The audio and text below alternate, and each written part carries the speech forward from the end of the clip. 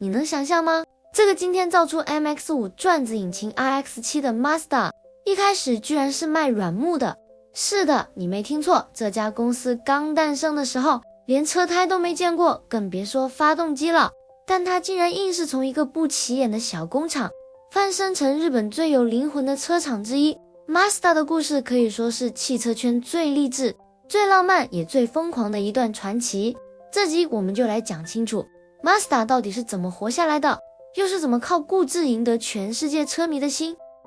故事要从1920年说起，在日本广岛一个叫松田重次郎的男人成立那一家名为东洋软木工业株式会社的公司，主要是做软木塞、隔音材料这些产品的。公司最初的技术来源是软木的木材压缩和加工，为后续的机械加工奠定了基础。谁也没想到这家软木公司后来会变成一家汽车公司，不过生意一开始就遇到大麻烦。1921年刚创业1年，公司就差点破产，还好当时广岛当地的有钱人出手相救，公司才没倒。值得注意的是，正是这次危机后，松田重次郎虽然保住了创始人的身份，但被迫将经营权交给了外部股东和当地精英。他退居二线，将精力完全投入到机械技术的研发中。从那时起， Mazda 就打下了技术主导、工程师至上的基因，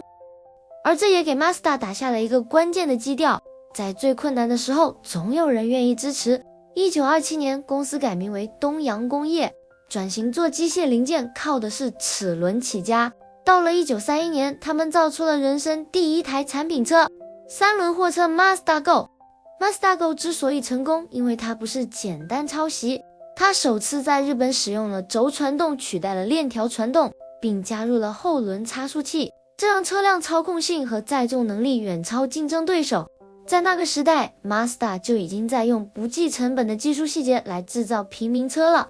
这时候 Mazda 这个名字第一次在大众面前出现了，它其实是创办人松田马塞大的发音转写，同时也取自古代波斯神话里的阿胡拉马自达，阿胡拉 Mazda， 象征智慧、光明、和谐。这个名字的选择也体现了公司希望走向全球的雄心，因为其发音更国际化，所以你可以理解成 Mazda 既有技术人的坚持，也带着点理想主义的浪漫。但很快战争爆发了，广岛在原子弹爆炸中几乎被夷为平地。Mazda 总部距离爆心不到6公里，但奇迹般的厂房没有被完全摧毁，主要是鱼品工厂 Eugene Plant 位于山体后方，受到了一定的遮蔽。爆炸中心点是香生桥，而鱼品厂区相对较远且位置有利。而 Mazda 也成为战后第一批协助广岛重建的重要企业之一。爆炸发生后，幸存的 Mazda 员工立刻投入抢救，他们不是等待命令，而是自发的用幸存的卡车和厂房作为临时医院和物资集散地。Mazda 的标志在广岛人心中成了废墟中重建生活、永不放弃的象征。对广岛人来说， Mazda 不仅仅是公司，更像是一个陪伴他们走出地狱的家乡企业。战后日本全面重建，汽车产业重新起飞。1950年代 Toyota、Nissan 都已经开始做4轮汽车，而 Mazda 还在搞3轮货车。但 Mazda 心里清楚，要活下来就要跟别人不一样，于是他们开始搞一项听起来有点疯狂的计划——转子引擎。这种引擎是德国工程师汪克尔 Felix Wankel 发明的，用的是转动而不是活塞，理论上结构更简单，体积更小，转速更快。但是全世界没有哪家公司能克服所有技术难题，并实现长期的大规模的量产化，除了 Mazda。他们在1961年签下了技术授权后，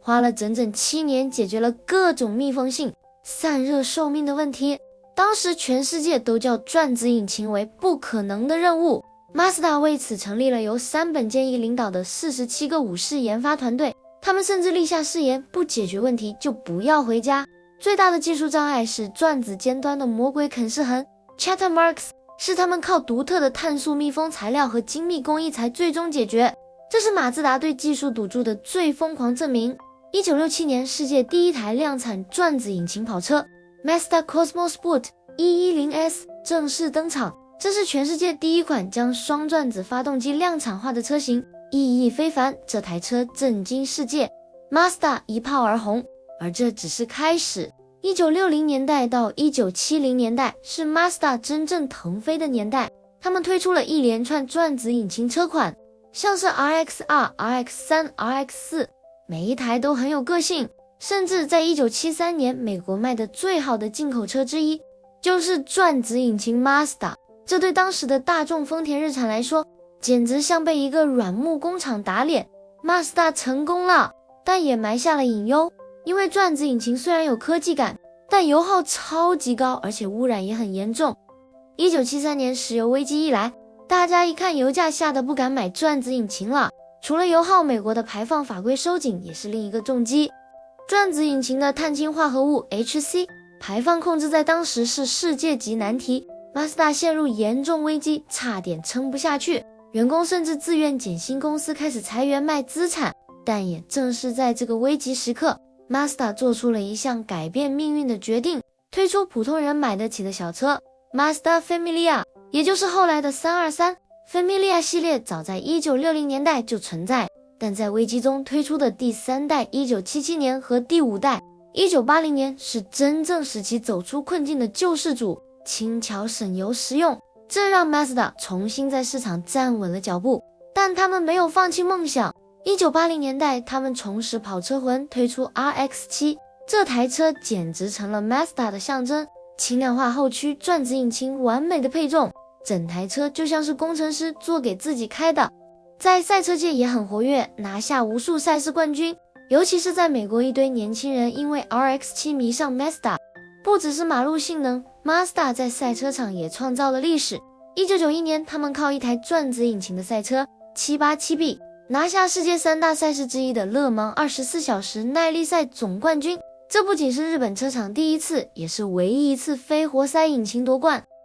787B 那独特的高频咆哮声，独门4转子引擎成为赛车史上的神话，到今天每年勒芒开场，官方都会让 Mazda 787B 绕场一圈，纪念那个不可能发生的奇迹。接下来 Mazda 又做了一件看起来超不赚钱却改变了世界的事，他们问自己一个问题，在这个越来越无聊的汽车市场，还有没有可能造一台车是为了快乐，而不是为了赚钱？于是在1989年，一台小小的、轻轻的、便宜的、长得像玩具一样的双座敞篷跑车诞生了，它的名字叫 Mazda MX-5 Miata。 没人想到这台车会爆红，但它却成了有史以来最畅销的敞篷跑车，全球累计销量超过100万台。它不靠马力取胜，而是靠驾驶乐趣、精准操控、超轻车重，回归了人车合一的本质。全世界的车迷都为它疯狂，而 Mazda 也因此被封上了一个称号，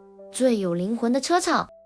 但现实并不只有浪漫。1990年代 Mazda 其实过得很痛苦，日本泡沫经济破裂， Mazda 营收大跳水，为了抢市场， Mazda 管理层一度疯狂扩张，学着丰田和本田做品牌分级，甚至想模仿德国车厂。他们短时间内推出了超过5种销售渠道和多个子品牌，比如专卖豪华车的 UNUS， 运动车的 Fini， 平价微型车的 AutoZone 等等。这种大跃进式的扩张使得资源极度分散，经销商网络和车型定位一团混乱，消费者根本分不清这些品牌的差别。更严重的是，许多车款只是换标销售，例如 AutoZone Review of Fini MSA， 导致品牌混乱，成本超高。这种失败的子品牌策略直接导致了公司财务崩溃和被福特全面接管。1996年后， Mazda 痛定思痛，砍掉几乎所有子品牌，重新统一品牌识别，才稳住脚步。不过 Mazda 还背负巨额债务，眼看就要撑不住了。这时候一位美国大哥出手相救， Ford 福特入股 Mazda。 福特在1996年增持股份到 33.4%， 获得了绝对控制权。正是福特主导了这次品牌精简和业务重组。从1979年起， Ford 逐步买下 Mazda 的股份，最高一度控股超过30%，几乎成了老板。 Mazda 也开始帮 Ford 代工共享平台，推出了像是 Ford Escape 对应 Mazda Tribute，Ford Laser 对应 Mazda Familia 这样的双胞胎车型。这段时期 Mazda 虽然活了下来，但失去了许多主导权。 Mazda 和 Ford 在文化上也出现严重分歧， Ford 希望 Mazda 压低成本，加快平台共享，但 Mazda 工程师却坚持驾驶乐趣，手感调教设计原创。这种技术理想主义在集团内部常常吃亏。一个著名的例子是 Tribute Escape 的开发，福特要求完全共享平台以压低成本，但马自达的工程师偷偷地改进了 Tribute 的悬吊几何和转向齿比，使其拥有比 Escape 更精准的操控。这种不听话的坚持让福特高层极其不满，但也保住了 Mazda 的驾驶乐趣招牌。也因为这样的矛盾， Mazda 渐渐在联盟中失去话语权，但也为后来独立重生埋下了伏笔。有评论说 Mazda 在1990年代后期逐渐变得平庸，但有趣的是，他们始终没有放弃自己对技术的执着。比如转子引擎在别人都放弃的时候， Mazda 还在硬撑。你可能不知道， Mazda 曾在1990年代秘密规划进军 F1 赛车领域，他们设想以转子技术打造 F1 赛车，甚至找了欧洲团队进行模拟测试。但由于市场低迷、预算缩减，加上 Ford 反对投资赛车，计划胎死腹中。 Mazda 自己后来也承认，那是一场不切实际的梦想，但从这也能看出他们骨子里的技术热血从没停过。2003年，他们推出了 RX-8， 全球唯一一台4门4座的转子引擎跑车，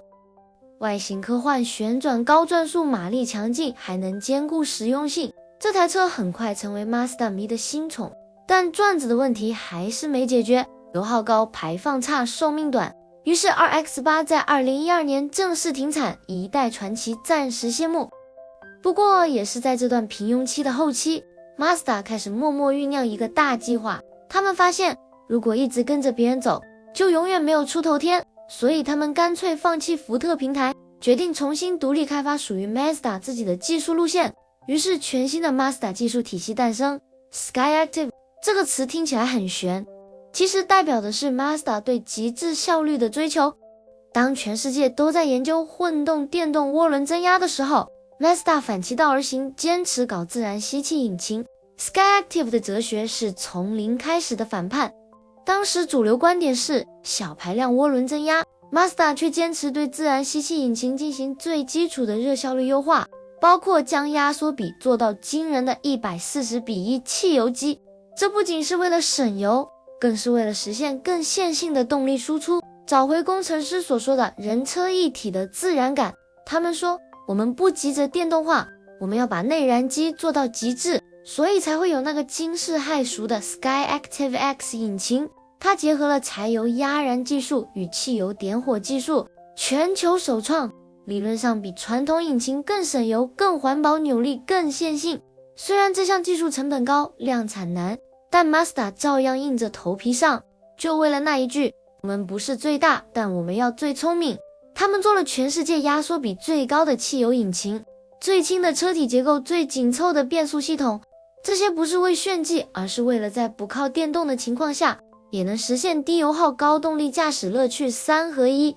就像 Mazda 说的那句口号，因为我们不是最大，所以我们必须最聪明。2012年后， Mazda 逐渐脱离福特集团，彻底恢复独立。他们推倒重来，重新设计了所有车款，从 Mazda 2、Mazda 3、Mazda 6到 CX 系列全线进化。而这一波改变也带来了一项副产品，超好看的外观设计。你可能听说过混动设计 Codo Design， 从流线型灯组优雅比例到每一条折线光影反射， Mazda 的设计几乎全靠手工雕模，不是靠电脑画的。这是指在设计初期，他们会使用粘土模型进行光影捕捉，而不是完全依赖数字建模。有人说 Mazda 的车开起来像艺术品，他们甚至为了追求质感，自己研发了工艺复杂、需要多层涂装的混动红，只为让车漆的光影效果达到极致。这种颜色的工艺非常复杂，涂装成本也极高，但马自达就是愿意为这份艺术感买单。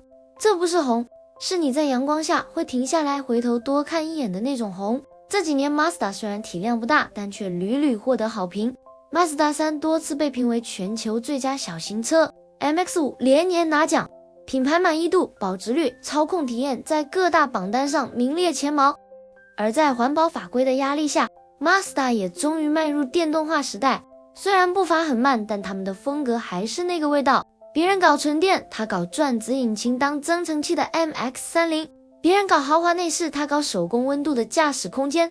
别人打价格战，他坚持走技术家设计的价值路线。Mazda 在电动车时代的步伐相对保守，直到2020年才推出首款 EV 车型 MX-30， 但是电池续航和性能表现较为保守，市场反响平平。这反映了马自达在电动化转型中不求最快，但求最准的谨慎态度。批评者认为马自达过于沉迷内燃机，错过了电动化的先机，但马自达的反击是用转子引擎来增程。2023年，他们重新将转子技术复活，作为 MX-30 的增程器。这不仅是向传统致敬，更是一种宣告，即便是电动化，也要用我们自己的固执来完成。Mazda 的回应是，我们不是第一个吃螃蟹的人，我们要找到适合 Mazda 的路线，所以他们转而投入轻混系统增程技术，并宣布将在2030年前推出多款电动车、PHEV 氢能车，甚至研究复活转子引擎作为氢燃料驱动核心。也许你觉得他们动作慢，但就像当年 Skyactiv 一样，他们从来都不是跟风型，而是等我搞明白了再一次做对。到今天 Mazda 还是一家比你想的更不一样的车厂。它不是销量第一，也不是最有钱， Mazda 年销量只有 Toyota 的1/10，却坚持独立造平抬吊悬吊打磨变速箱，这在平台共享横行的今天几乎像是自杀行为。有人说 Mazda 是世界上最像艺术家的车厂，也有人说他明明可以赚钱，却选择花钱搞细节。你说他傻，他确实傻；你说他坚持，他真的很有骨气。但他活下来了，而且活得很有态度。从卖软木到造跑车，他靠的不是运气，而是一种不想变成别人的样子的倔强。而这正是 Mazda 的魅力，这就是 Mazda 的故事。